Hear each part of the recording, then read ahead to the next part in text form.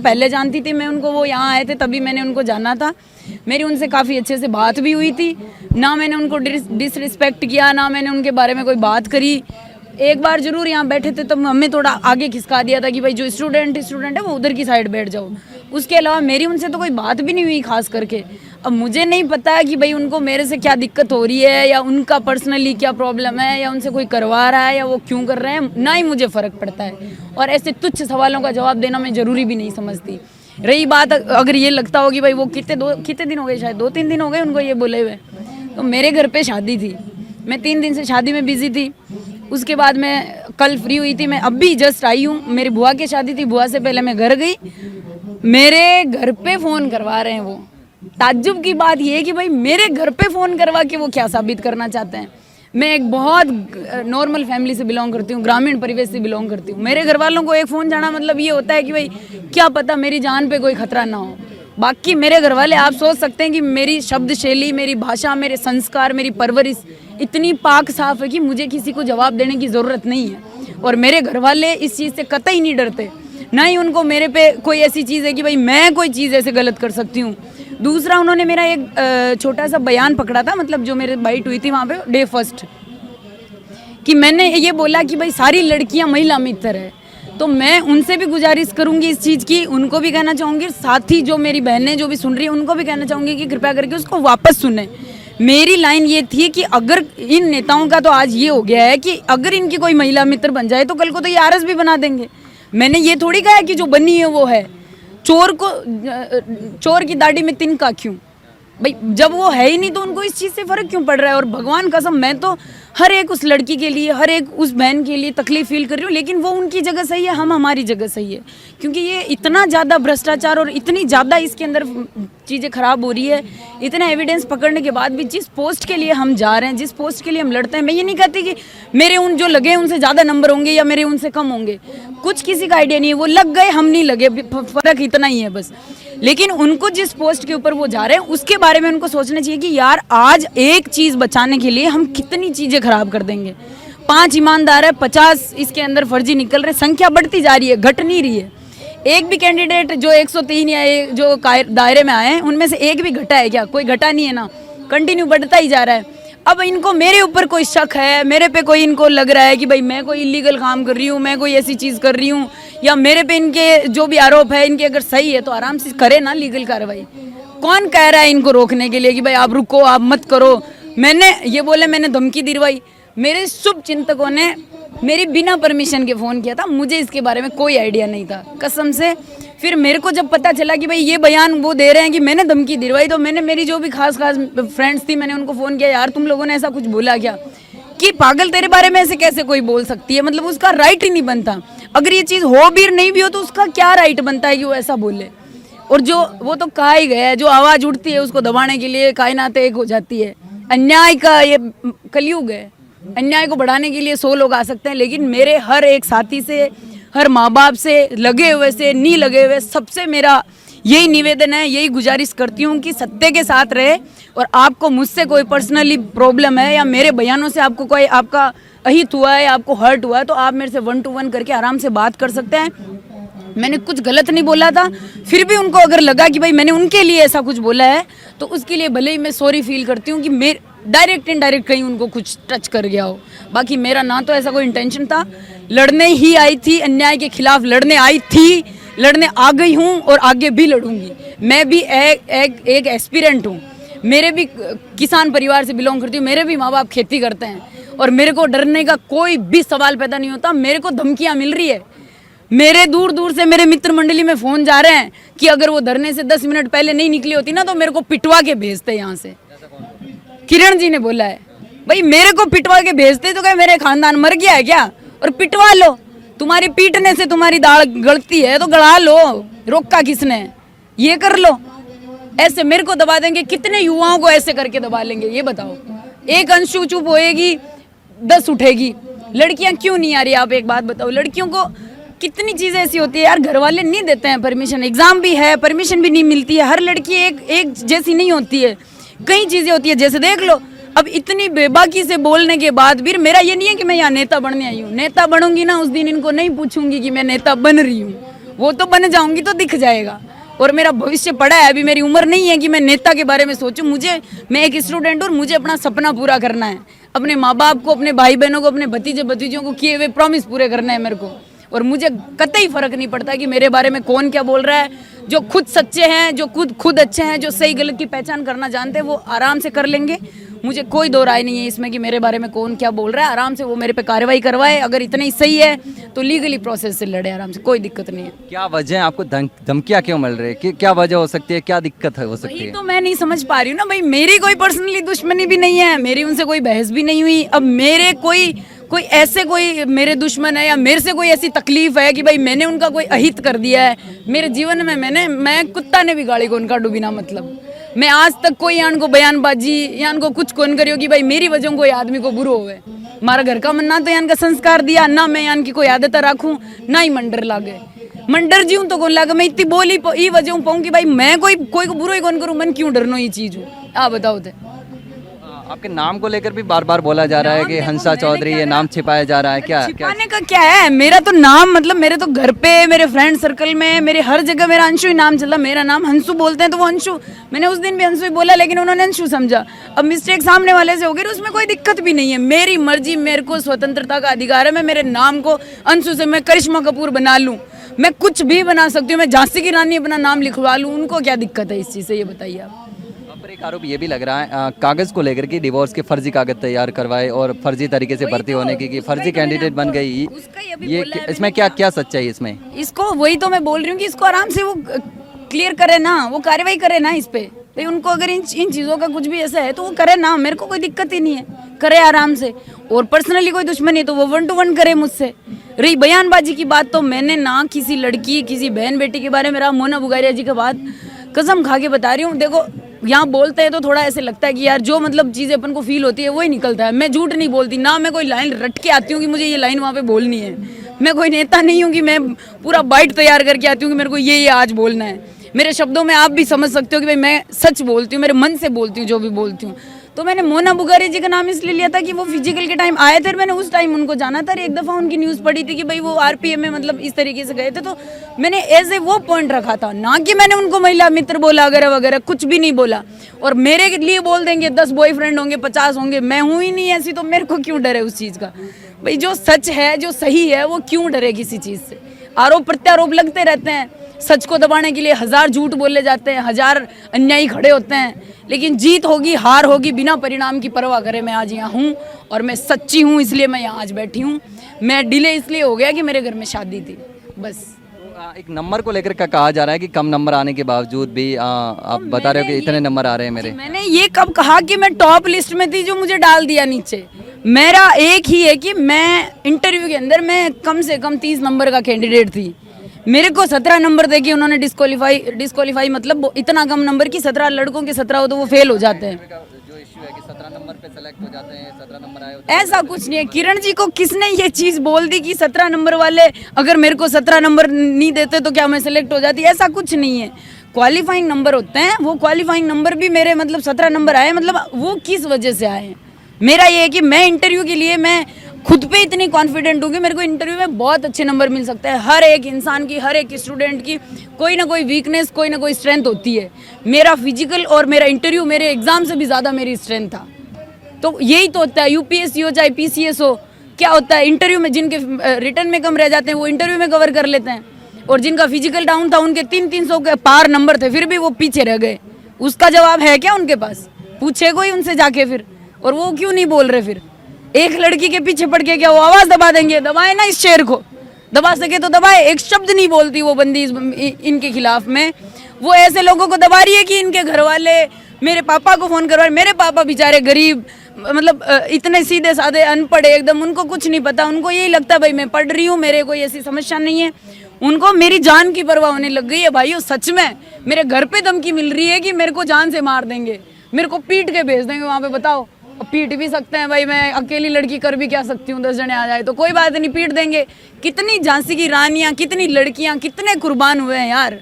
वो एक लड़ाई स्वतंत्रता की थी, ये एक न्याय की लड़ाई है, ये हक की लड़ाई है। मुझे कोई दो राय नहीं है, भले ही मुझे मारना चाहे मार दे, लेकिन इज्जत से रही हूँ, इज्जत से ही फर्क पड़ता है, स्वाभिमान रखा है, अन्याय के लिए लड़ रही हूँ। मेरा आज सिलेक्शन नहीं भी होता ना तो भी मैं यहाँ उपस्थित होती, क्योंकि मेरे जीवन में मेरे घर वालों ने मुझे ऐसी ही परवरिश दी है। अन्याय नहीं सह सकते यार, और अन्याय इसलिए बोल रही हूँ क्योंकि कंटिन्यू इसके अंदर पकड़े जा रहे हैं। फर्जीवाड़ा होता ही नहीं तो आज ये भर्ती इतनी लंबी आती नहीं भाई। जैसे मैं मान लो वो बोल रहे हैं कि मेरे कम नंबर थे, अरे यार कम होते तो 2021 की वैकेंसी थी यार, 25 तक तो हम बाट जोएंगे ना कि अब नई भर्ती आए, नहीं आती तो हम उसमें सेलेक्ट नहीं हो जाते क्या? हम भी तो पढ़ ही रहे, हम भी तो मेहनत कर रहे हैं। हमने कब कहा है कि उसी भर्ती को वापस कराओ? तुम करो तो सही, कुछ तो करो। 5 साल भर्ती बीतने का मतलब जानते हैं क्या ये क्या होता है? हमारी भी तो जवानी जा रही है, हमारे घर वाले कब तक सब्र करते रहेंगे इस चीज़ का?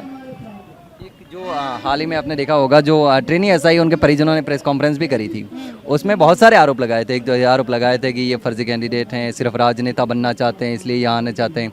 हनुमान बेनीवाल के मंच पर आ करके भाषण दे करके नेता बनने की कोशिश कर रहे हैं। इसके साथ ही और बहुत सारे आरोप लगाए गए थे। देखिए सर, पक्ष का प्रतिपक्ष भी होता है। जो यहाँ लड़ रहे हैं, जो नेताजी बैठे हैं, बाकी नेता भी तो है ना राजस्थान में, इकलौता सांसद थोड़ी है। एमएलए, सांसद, बाकी कर्मचारी, कार्यकर्ता, कितने सारे लोग हैं। आए क्यों नहीं आए? ना किरोड़ी जी आए थे, हम उनके भी साथ थे, आज भी उनका वैसे ही सम्मान करते हैं।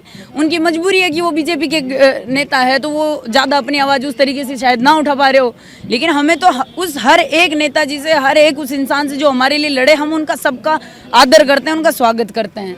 हमें हनुमान बेनीवाल जी से कोई हमारा घर का कोई वैसे संबंध थोड़ी है कि भाई हम हमारे घर वाले हैं इसलिए उनका सपोर्ट कर रहे हैं। वो हमारा सपोर्ट कर रहे हैं, हम उनका नहीं कर रहे। हमें नेता नहीं बनना है, हमें जिस दिन नेता बनना होगा हम इन नेताओं को भी नहीं पूछेंगे इस चीज़ का। और सीधी सी बात है, आज का युवा कल को कुछ तो बनेगा, कोई नेता नांगड़ा बनेगा, कोई टीचर बनेगा, कोई गवर्नमेंट बनेगा, कोई किसान बनेगा, कुछ तो बनेंगे यार, ऐसे ही थोड़ी रहेंगे। आज बेरोजगारी की मार झेल रहे हैं, कल को कुछ तो करेंगे, खुद का धंधा तो खोलेंगे ना। तो इसमें बड़ी बात क्या है कि नेता बनने के लिए जा रहे हैं, मंच की बात कौन नहीं जोता भाई। जब मौको मिले तो कुण बोलबो, कौन चावे दम चावे ना बोलवाने, बोलो ना थान कुण रोके थे, आया थाने माइक दियो, माई मने दियो, मारी और बहन आई बा नहीं दियो, सब नहीं दियो माइक, तो जो भाई बोलबो चाहे बान सब नहीं दियो। दिक्कत कटे आ रही है भी बात की, बान नहीं तो सम्मान दियो। माँ इतनी अच्छा मोटे बात करी बे, बीजेपी का अट अगर आरएलपी चालती तो बीजेपी वाला ने कदम कौन रखवा देता हनुमान जी या वहाँ का कार्यकर्ता। तो बे इस चीज़ को अपमान कर रहा है, बे हनुमान जी को अपमान कर रहा है, बे राजनीति को अपमान कर रहा है। और मैं आपसे भी रिक्वेस्ट करूंगी कि आप बिना किसी तथ्य को जाने, बिना किसी सच्चाई को जाने मीडिया में ऐसी चीज़ें ना फैलाएं, क्योंकि हम नॉर्मल समाज में रहते हैं, हमारे लिए हर एक चीज़ के बहुत बारीकी से मायने होते हैं। हालांकि मेरे को पर्सनली कोई बिल्कुल ही फ़र्क नहीं पड़ता, मेरी ज़िंदगी में मैंने डरना सीखा ही नहीं है, होगा जो देखा जाएगा।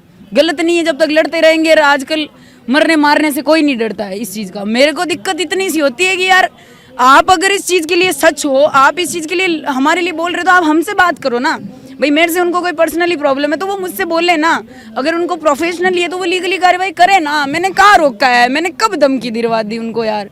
मेरे किसी परिजन ने, मेरे किसी साथी ने, समर्थक ने वो उनको फ़ोन कर दिया बिना मुझे पूछे, तो उसमें मैं कर क्या सकती हूँ? उसके लिए मैं सॉरी बोल सकती हूँ कि किरण जी सॉरी भाई आपको धमकी दिलवा दी, लेकिन आप क्या कर रहे हो? हाँ, आप भी तो मुझे धमकी दिलवा रहे हो ना। मेरे पापा जी को फ़ोन कर दिया, मेरे पापा जी ने बोला भाई आप जो भी है माता जी मैं कुछ नहीं जानता, आप मेरे बेटे से बात करें। मेरे भैया को फ़ोन किया। मेरे घर वाले मेरे को इतना नाजों से पाल रहे हैं, मेरे को इतना सपोर्ट करते हैं कि मेरे एक एक शब्द पे उनको ट्रस्ट है कि हमारी बेटी कभी कोई शब्द ऐसा गलत बोल ही नहीं सकती, और बोलती है तो उसका निवारण भी वो जानती है। ऐसा है।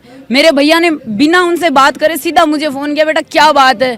मैंने कहा भैया कुछ नहीं है, आप जितना आपको जो पूछे आप जैसे मर्जी चाहे वैसे जवाब दे सकते हो, दोबारा फ़ोन आए तो कोई डरने की ज़रूरत नहीं है कि तेरी जान पे खतरा है। पागल, तेरे को वहाँ से पीटने के लिए आ रहे थे, तू क्या कर लेगी? सीधी सी बात है, मैं एक साधारण लड़की हूँ, मेरे साथ कोई प्रोटेक्शन थोड़ी रहता है ना। मेरी ऐसी कोई कहेंगे कि मैं कॉल कर दूँ मेरे लिए 10 जने खड़े हो जाए, 10 लड़कियाँ खड़ी हो जाए, नहीं है भाई, मेरे पास ऐसा कुछ नहीं है।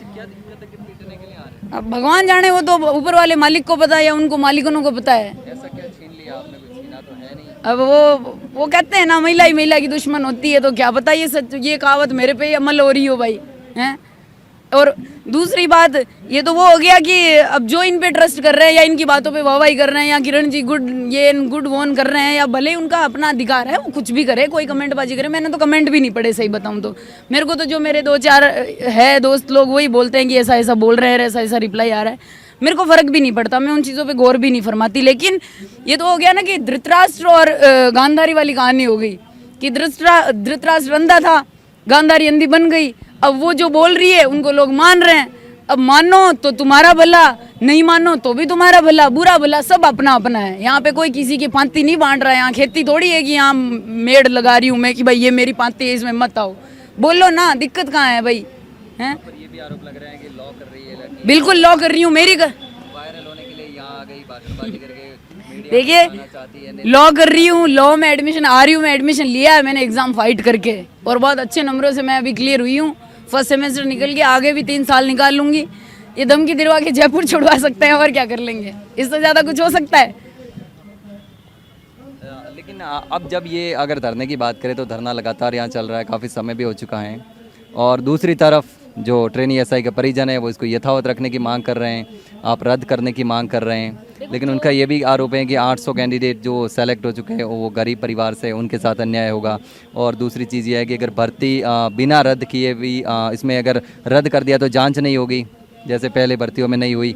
अगर रद्द करने के बाद जांच क्यों नहीं होगी? जांच तो जारी रहेगी। अगर ये रद्द हो गई तो SOG पे भी तो दबाव है। SOG में कितने ऐसे कार्यकर्ता है, कितने ऐसे धुरंधर बैठे हैं जो आज पर्दे खोल के रख दे, उनको परमिशन तो दी जाए। लेकिन दबाव इस चीज़ का है, हमारे लोकतंत्र है ये, हमारे प्रशासनिक अधिकारी उनके बाद में काम कर सकते हैं, उनके ऊपर नहीं जा सकते। और यही हमारी सबसे बड़ी विडंबना है कि प्रशासनिक अधिकारी चाहते हुए भी न्याय नहीं कर सकते, और ये हमारा दुर्भाग्य है। हमारे दुर्भाग्य की मार हमें और हमारे आने वाली पीढ़ी को सबको मिलेगी अगर ये ऐसे ही चलता रहा तो। RPS के अंदर इतना ज़्यादा फर्जीवाड़ा है, हर एक भर्ती के अंदर कुछ ना कुछ निकल रहा है। विडंबना इस चीज़ की है कि RPSC का एक एक कार्यकर्ता, एक एक सदस्य, एक एक कर्मचारी, चपरासी से लेके अध्यक्ष तक सब इसके अंदर इन्वॉल्व है। क्योंकि इन्वॉल्व नहीं होते तो इसके ऊपर ये ऑब्जेक्ट तो करते हैं। हर एक बात कही जाती है तो उसका पलटवार होता ही है ना, चाहे वो अच्छे के लिए हो चाहे बुरे के लिए, कुछ तो होता है। ये ऐसा कुछ नहीं कर रहे हैं ना, बार बार टाइम मांग रहे हैं, बार बार इस चीज़ को। रही परिजनों की बात तो यार, जिनके लगती है, जिनके मार पड़ती है, उनको दर्द तो होता ही है। आज मैं उनकी जगह होती तो मेरे भी घर वाले यही चीज़ कर रहे होते, इसमें कोई दो राय है ही नहीं। वो अपने हक के लिए लड़ रहे हैं, हम हमारे हक के लिए लड़ रहे हैं। दिक्कत ये है कि जब पाल रहा पानी में देसी पानी मिल जाए तो बिना अलग किया करियो जावे भी को राज तो बे बता दे कि भाई ये पानी नहीं है, अलग करियो जाए। छाछ में दूध में छाछ मिला दे तो कुछ नहीं हो सकता उसका। तो छटनी करने के लिए न्याय का रास्ता लिया जाता है। न्यायपालिका हमारे लिए बैठी है, हमारी कार्यपालिका और न्यायपालिका का जो दोनों का मिला जुला रूप है वो इस चीज़ को कर सकता है। लेकिन हमारे माननीय CM साहब, अभी पता नहीं उनके क्या दिक्कत हो रही है, फिर भी हम उनसे विनती कर रहे हैं, विनम्रता से, बहुत अच्छे से उनसे ये विनती कर रहे हैं कि भजन लाल जी अभी भी जागो, अभी भी देर नहीं हुई है। आप एटलीस्ट आके बात तो करें, हमसे बात तो करें। हम उनसे बात करना चाहते हैं, हमारा हक है, हमारा अधिकार है, हम हमारे राजा से बात करना चाहते हैं। हम उनकी प्रजा है, हमारे हेड ऑफ राजस्थान है वो, तो हम क्यों नहीं चाहते उनसे बात करना? हमसे बात करें, हमसे 1 to 1 करें, हमें इस चीज़ का सांत्वना तो दे। जो भी नहीं या हाँ कुछ तो कहे, चुप बैठ के क्या साबित कर रहे हैं वो? कोर्ट भी लगातार यही पूछ रहा है कि कोई सरकार क्या चाहती है, आखिर रद्द करना चाहती है या नहीं करना चाहती, वो जवाब दे। लेकिन इसमें राजनीति हावी हो रही है, ऐसा नहीं लग रहा? क्योंकि अभी तक कोई सरकार का नुमाइंदा पूछने के एक शब्द तक नहीं बोला इस मामले पर कि अभ्यर्थी यहाँ बैठे हैं। एक सांसद जो यहाँ बैठा है लगातार इतनी दिनों से, लेकिन कोई पूछने वाला नहीं है। वही तो बात हो रही है सर, ये हमारे लिए हमारा दुर्भाग्य है। सांसद साहब तो आज बैठे हैं, लड़ेंगे, अंत तक लड़ेंगे, जीत होगी या हार होगी ये सोच के ये भी नहीं बैठे हैं। लोग ये भी आरोप प्रत्यारोप करते हैं कि भाई ये अपनी राजनीति चमकाने के लिए 2028 के लिए अपना बैग तैयार कर रहे हैं। कुछ भी कहो यार, आप कुछ भी कहो, अगर ये इंसान लड़ने के लिए खड़ा हुआ है तो हमारे लिए आज ये नेता नहीं है, हमारे लिए हमारा भगवान है ये। क्योंकि हमारे लिए आवाज़ उठाने वाला इंसान खड़ा हुआ है तो हम उसको पूज रहे हैं। हम गए थे उनके पास में, वो हमारे पास नहीं आए थे। हम गए थे कि सर हमारी हेल्प करें, हमारी इस चीज़ में सहायता करें। कंटिन्यू इसके अंदर चोर पकड़े जा रहे हैं, फर्जी लोग पकड़े जा रहे हैं, SDM बने हुए इसके अंदर पकड़े जा रहे हैं, ननद भाभी भौजाई सारा घर परिवार इसमें मिला जुला है। तो हमारे भी घर बार है, हमारे भी भाई भौजाई है, हमारे भी हक है यार। हम किसके लिए बैठे? फिर रही बात 21 से लेके भाई आज तक आप क्यों नहीं लगे? इनको ये पूछो पटवारी आई है क्या वापस? भाई वो पटवारी हुई है क्या? 21 के बाद अब होगी ना, सितंबर में डिले करने के बाद अभी होगी। वीडियो हुई है क्या? नहीं हुई ना। हर आदमी की कोई ना कोई वीकनेस, कोई ना कोई स्ट्रेंथ होती है ना। हमारी स्ट्रेंथ हिंदी है, हम हिंदी में अच्छा कर सकते हैं। जो जिसमें अच्छा कर पाएगा वो उसी का ही तो वेट करेगा। हमने ये कब कहा कि आप इसको 21 के बाद जस्ट ही, इन्होंने 21 से, लेकिन इनको शर्म तो इस जगह आनी चाहिए कि एक एक भर्ती को 3-3 साल कैसे लगा देते हैं। इतना सिस्टम, इनके पास इतना पैसा थोड़ी नहीं है कि हमारी व्यवस्था ही नहीं कर सकते, कि एग्जाम करवा नहीं सकते। खर्चा तो चाहे आप आज ब्याह करो चाहे काल करो, लागणो तो बिकतो ही है। 19-20 को फर्क पड़े तो 21 वाली भर्ती ने 23 तक ले क्यों गया?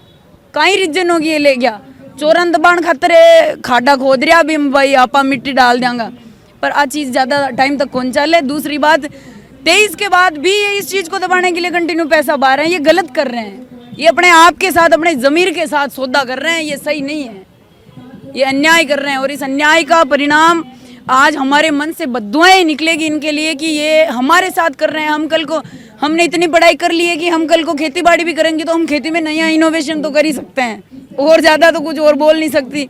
लॉ कर रही हूँ, कुछ तो कर ही लेंगे यार, ऐसे तो नहीं बैठने वाले। लेकिन हमारे आने वाले भतीजे भतीजे, हमारे साथी, हमारे जूनियर्स का हौसला जीरो हो रहा है कि आप आवाज़ उठाओ तो भी कुछ नहीं हो सकता, आप कुछ भी कर लो तो भी कुछ नहीं हो सकता। लाखों की फीस दे के कोचिंगों में बच्चे बैठे हैं, उनको खुद को इतना, वो ग्रेजुएशन करने के बाद इतने मेच्योर तो हो जाते हैं कि उनको सही गलत की पहचान होती है, तो फिर वो क्यों नहीं आ रहे हैं इस चीज़ के लिए? मानते हैं कि भाई लड़ाई के लिए एक योद्धा ही खड़ा होता है, तो ये सुप्रीमो यहाँ बैठ गए तो आपको 2 घंटे 1 घंटा ही तो देना है। मेरे को ये कोई कह दे, ये जो नहीं आ रहे हैं, जो सुन रहे हैं, जो कमेंटबाजी करते हैं, वो इस चीज़ का आश्वासन दिला दे कि हम हमारे मतलब जमीर का सौगन खा के कहते हैं कि हम इस भर्ती में रद्द होने के बाद फॉर्म नहीं डालेंगे, तब मान जाए। हम उनसे 1% उनसे उम्मीद नहीं करेंगे कि आप मत आइए, पर करेंगे क्या? हर आदमी, हर बच्चा फॉर्म भरेगा, हर उसके लिए लड़ने के लिए तैयार होगा, लेकिन यहाँ तपती धूप में हम बैठे हैं, आरोप प्रत्यारोप हम सह रहे हैं, घर वालों की बेइज्जती कर रहे हैं, हम उसको सह रहे हैं, हमारे ऊपर बिना बेबुनियादी इल्ज़ाम लगा रहे हैं। लड़ने की इनमें ताकत नहीं है। न्याय क्यों, न्यायालय क्यों बैठा है? जाओ ना, ऐसे बक बक बक बक करने से किसी का बुरा नहीं हो जाना। मेरे लिए क्या लांछन लगा लेंगे? चरित्र को पवित्र करने के लिए कोई इत्र नहीं आता, इंसान अपने किरदार से महकता है। दोबारा बोलूंगी, अपने किरदार से महकता है इंसान, चरित्र को पवित्र करने के लिए कोई इत्र नहीं आता। तो सीधी सी सिंपल सी बात है, मैं कोई एक्सक्यूज भी नहीं दूंगी, ना मुझे फर्क पड़ रहा है। किरण जी से मैं आराम से बोल सकती हूँ कि अगर उनको मेरे से पर्सनली प्रॉब्लम है तो आराम से आके मेरे से बैठ के बात करें। कोई उनसे कोई और करवा रहा है तो वो अपने अंदर झांक के देखे। सब कुछ होने से पहले एक महिला है, वो उनके भी बेटी होगी, उनके भी बहनें होगी, वो इस चीज़ को आगे इतना ज़्यादा मतलब अपनी भावनाओं में इतना बह गई है कि उनको खुद को सही गलत का या तो पता नहीं चल रहा, या तो फिर उनका पेशा ही यही रहा है। मैं इस बारे में कुछ नहीं कहूँगी। मेरे लिए मेरी माँ समान थी वो, मैंने उनसे बहुत अच्छे से बात करी थी। मेरा उनसे कोई पर्सनली कोई ऐसी दुश्मनी, कोई बहसबाजी कुछ नहीं हुआ था। बाकी उन पर डिपेंड करता है, जो करवाने वाले वो करवाए, कोई दिक्कत नहीं है। ज़्यादा से ज़्यादा जो कर पाए वो कर लेंगे, ज़्यादा से ज़्यादा क्या होगा, हाथ पाँव तुड़वा देंगे। ऐसा ही का फिजिकल में फिर भी पास कर लूंगी, टूटी टांग से भी कर लूंगी, बैठती आने दो आप, बस परिणाम बताएगा। जोश और जुनून अभी भी जिंदा है, बिल्कुल जिंदा है, और कसम खा के बोलती हूँ अब की बार का एग्जाम बताएगा। अगर ये लगे हुए इस चीज़ को बोलते हैं कि भाई हमारा टाइम चला गया, हमारे साथ अन्याय हो जाएगा, हमारा भी चला गया यार। आपकी जो स्ट्रेंथ है हमारी भी उतनी स्ट्रेंथ होगी। हमारे पास भी कोई ऐसा बैकअप नहीं है कि भाई हम उस चीज़ से निकल के उसमें डल गए। उम्र तो हमारी भी बीती है, हमारे कोई क्रॉस चेक थोड़ी लगा दिया, कोई क्रॉस थोड़ी लगा कि हमारी उम्र वहीं स्थिर हो गई, नहीं हुई ना। वो 21 के 25 के हुए हम भी हो गए। हमारे पास भी, हमारे घर वालों के पास भी इतने पैसे नहीं है। हमने खुद अपनी मेहनत से, कोई क्या ही बोलता है वो हॉस्टल चलाती है, वो राजनेता बनेगी। अरे भाई तुम्हें क्या, तुम क्या जानो किसी की कहानी, तुम्हें क्या पता है? हम हमारे लिए लड़ रहे हैं, जब दर्द हो रहा है जब भी तो यहाँ बैठे हैं। नंबर आने ना आने से कोई फर्क नहीं पड़ता। यहाँ पे 50% उपस्थिति है एसआई वालों की, तो कोई नॉर्मलाइजेशन के लिए लड़ रहा है, कोई भ्रष्टाचार के विरुद्ध लड़ रहा है, कोई आरपीएस भंग करवाने के लिए लड़ रहा है, किसी का भाई बहन उस चीज़ से पीड़ित है वो उसके लिए आया है। बात यह है कि झांसी की रानी का अकेली का कोई वो प्रोपोगेंडा वो नहीं था कि वो अपने लिए लड़ रही थी, वो अन्याय के विरुद्ध लड़ रही थी। तो दिक्कत कहाँ आ रही है? इनको लड़ रहे हैं, वो अपने स्तर पे लड़ रहे हैं। लड़ाई दबाने के लिए ऐसे तुच्छ काम ना करे, ऐसे रास्ते ना अपनाए। जो बात है वो आराम से बैठ के क्लियर करे, पर्सनली है तो पर्सनली करे, प्रोफेशनल करे, ऐसे रास्ते नहीं अपनाए। और बाकी मेरे किसी स्टेटमेंट से, मेरी किसी बात से कोई भाई बहन को कोई आहत हुआ है, कोई दुख हुआ है तो उसके लिए मैं सॉरी फील करती हूँ, बट मैंने ऐसा कुछ बोला ही नहीं। मैंने यही बोला था कि जो अगर कल को इन राजनेताओं की कोई महिला मित्र बन जाए तो ऐसे तो ये कल को आरएस भी बना देंगे। तो इसमें जो सच है वो क्यों डर रहे हैं भाई? जो बहनें है ही नहीं ऐसी, उनको डर क्यों लग रहा है? वो अपने आप पे क्यों ले रही है? मैंने उनका नाम थोड़ी लिया, मैंने किसी कैंडिडेट का नाम लिया, मैंने किसी को मतलब उंगली दिखाई, किसी को भी नहीं दिखाई। मैंने अपना व्यक्तिगत एक बात बोली थी कि ऐसे ऐसे लोग पकड़े जा रहे हैं तो इसके अंदर ये चीज़ है, इसका मतलब। और अनुमानित चीज़ें होती है या कोई 2-4 उदाहरण होते हैं, उसका ही तो अपन एग्जाम्पल देते हैं, उसके अलावा क्या कर सकते हैं? कोई अपन एग्जाम फाइट करते हैं, हमें कोई जैसे एथिक्स है, एथिक्स में हमें पूछ लेते हैं कि भाई इसमें कोटेशन डालो, तो कोटेशन हम किसी की सुन के ही तो डालेंगे ना। ऐसे थोड़ी होता है कि हम हमारे मन से वो चीज़ बोल रहे हैं, कहीं ना कहीं सुनी होगी हमने, हमारे मन से थोड़ी बनाई है। वो वाली चीज़ है कि हर चीज़ के दो ही पक्ष होते हैं, सही और गलत होता है। अगर आपको कुछ गलत लग रहा है तो आप आराम से उस पर कार्रवाई करें, इसमें कोई दिक्कत नहीं है। बाकी ये धरना चल रहा है, चलेगा, जीत के लिए ही बैठे हैं। उम्मीद करते हैं भगवान का आशीर्वाद रहा, ईश्वर ने चाहा तो न्याय होगा, और कहीं ना कहीं अन्याय का पलड़ा कहीं ना कहीं तो लुढ़कता ही है, खाली नहीं होगा तो लुढ़केगा जरूर, और उसका परिणाम आज न सही कल को किसी भजन लाल जी के भाई को किसी और को भुगतना पड़ेगा। पर ये न्याय जो सह रहे हैं युवा भाई बहन, सबको एक ही बात बोलूंगी कि इन चीज़ों से, अपने हक की लड़ाई से पीछे मत रहो। कल को पछतावे के अलावा कुछ नहीं बचेगा कि हमने उसमें भाग नहीं लिया। तो ये हमारे साथ मौजूद थी अंशु चौधरी, जिन पर लगातार आरोप लग रहे थे कई प्रकार से कि फर्जी दस्तावेज किए हैं, फर्जी डिवोर्स के डॉक्यूमेंट तैयार किए हैं। इसके साथ इनके जो कि हैं अंशु चौधरी, नाम बता रही है हंसा चौधरी, तमाम सवालों के इन्होंने बेबाकी से जवाब दिए। लेकिन अब देखना होगा कि ऐसा ही भर्ती का जो मामला चल रहा है वो कब तक चलेगा। सुनवाई भी है आने वाले समय में, लेकिन देखना होगा कि आगे क्या होता है। फिलहाल के लिए इतना ही, जल्द मिलते हैं एक नई